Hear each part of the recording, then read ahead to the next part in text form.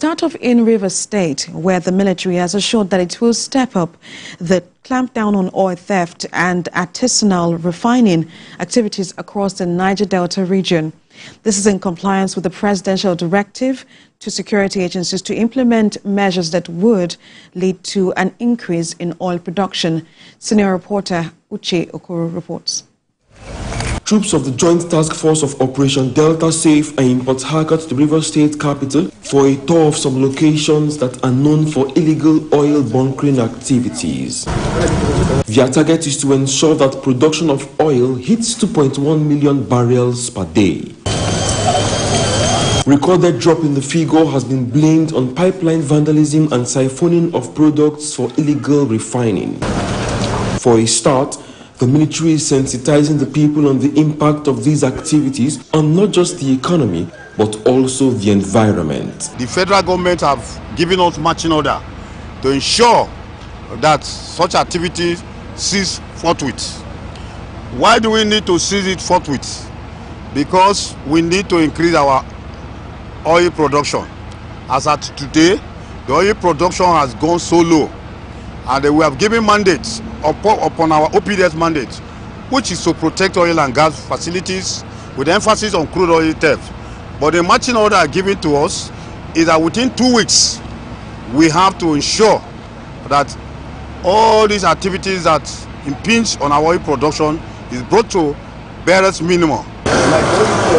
Not so hidden away in the outskirts of Port Harcourt, the black market for the sale of suspected stolen crude is thriving. But Operation Delta Safe has advised those involved in the business to close shop. Next time, this would not be a friendly visit from the troops. I employ the jetty owners, the jetty operators to please take this as a note of warning that from any time from now, after this my sensitization visit, we will begin to embark on kinetic operation. What we are today is not kinetic. So I wouldn't want them to feel that we are stampeding, we are coming without warning them. So they should take this as a warning. And from any moment now, we can go to another phase of these activities to achieve the directive given to us by the CDS. Comparing figures from the NNPCL and OPEC, Nigeria currently produces an average of 1.5 million barrels per day. With better protection of critical economic assets by security agencies and the cooperation of citizens, the government believes its 2.1 million benchmark can be achieved. Uche Okoro, TVC News, Port Harcourt. Well, to discuss this further, we have a security expert, Dixon Osagie. Thank you so much for joining us on TVC News at 10.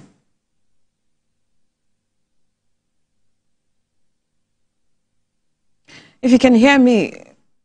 Thank you for having me. Oh, thank you so much. So, taking a look at the measures the federal government is taking to tackle oil theft and increase and boost production in Nigeria, do you think these measures can actually tackle oil theft, considering the complexities of this issue? Yeah, fantastic question. You see, we must understand that most of these criminal elements are most times capitalizing on the vulnerable state of our security defense. And that is why they are getting away with these criminal activities being perpetrated by crude oil theft, the militants, the offshore piracy, the pipeline vandalism. And I appreciate the President for giving the military such a marching order. But let's be clear, we don't need the President to give our security leaders marching order to protect the critical infrastructure of our national assets. We just have to understand that the security leaders must go before the laws when we talk about security management. Good one from the presidency, and I think these criminal elements must be meant to understand that they can't go scot-free if they think they can capitalize and keep on smuggling this crude oil, which amounts to millions of dollars that could also, contribute to the national development. So for me, we must look at consequence management this time around. Those who think they can vandalize or, steal our crude oil must be meant to face justice. And that's where deterrence comes to play, because deterrence can be specific and general. So we must bring them to justice.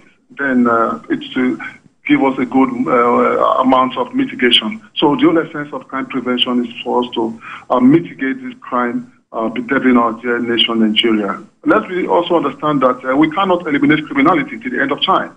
That is why the essence of crime prevention is to reduce this criminal act to as low as reasonably acceptable or practicable. So I give the military a good hand because the General Christopher has promised that they will go all out after these guys.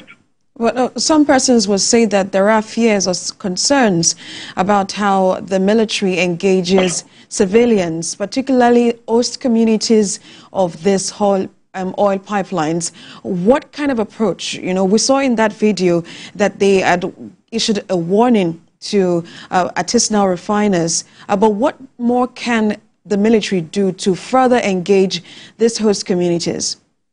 Oh, fantastic one. I think the CDS, General Christopher, during his brief, made a fantastic point that he needs a collaboration and he needs to synergize for them to achieve this success in this in preventing this criminal act.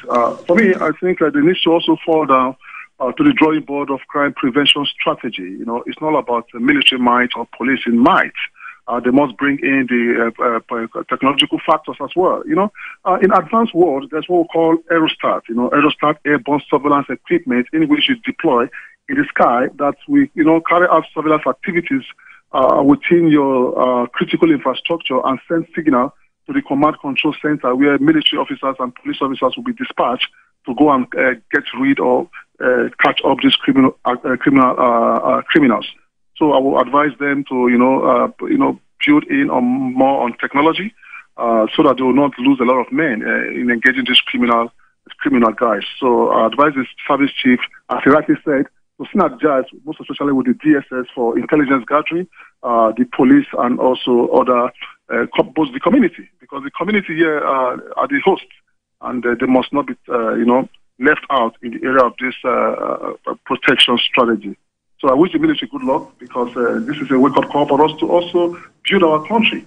If we don't make this on the board, I tell you, we'll be losing millions of dollars every day. And the President, the Tinubu administration, has given a good stand in this marching order, and I think it's a good one from the President.